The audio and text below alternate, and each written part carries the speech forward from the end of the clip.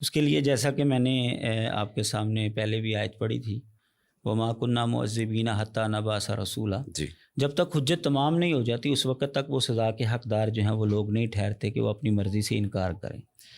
اسی طرح قرآن مجید کے اور بھی مقامات ہیں کہ جب جہنمی جہنم کے دروازے پر جائیں گے تو فرشتے ان سے پوچھیں گے کیا تمہارے پاس پیغمبر نہیں آئے تھے؟ وہ کہیں گے آئے تھے لیکن ہم نے مانا نہیں۔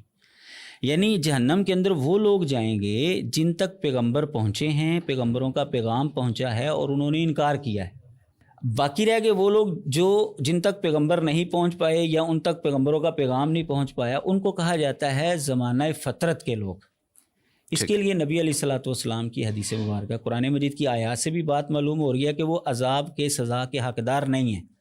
ٹھیک ہے۔ مسند احمد کے اندر حدیث موجود ہے جس کو شیخ البانی رحمہ اللہ نے صحیح الجامع صغیر کے اندر نقل کر کے اس کو صحیح قرار دیا ہے کہ نبی علیہ الصلوۃ والسلام نے فرمایا ہے کہ قیامت والے دن 4 طرح کے بندے جو ہیں نا وہ اپنی حجت جو ہے وہ پیش کریں گے۔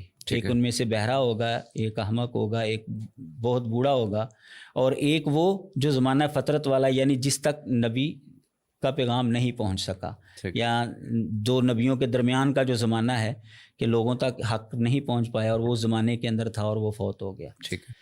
تو جو زمانہ فطرت ہوا، یہ چاروں کہیں گے کہ جی جب اسلام آیا یا پیغام آیا تو ہمیں نہیں پتہ چلا۔ وہ بہرا کہے گا میں سن نہیں سکا، احمق کہے گا مجھے تو لوگ مینگنیاں مارتے تھے، شعور ہی نہیں تھا، زیادہ بوڑھا جو کہے گا وہ تو کہے گا کہ میری تو عقل بھی نہیں تھی، میں تو بوڑھا ہو چکا تھا، اور زمانہ فطرت والا جو ہے وہ کہے گا کہ میرے تک تو کوئی پیغام ہی نہیں پہنچا، میں کیا۔ تو اللہ تبارک و تعالیٰ پھر ان کو حکم دے گا ٹھیک ہے تم جو بات کہہ رہے ہو بالکل تمہاری بات ٹھیک ہے، چلو میں تم کو حکم دیتا ہوں کہ جہنم کے اندر چھلانگ لگاؤ۔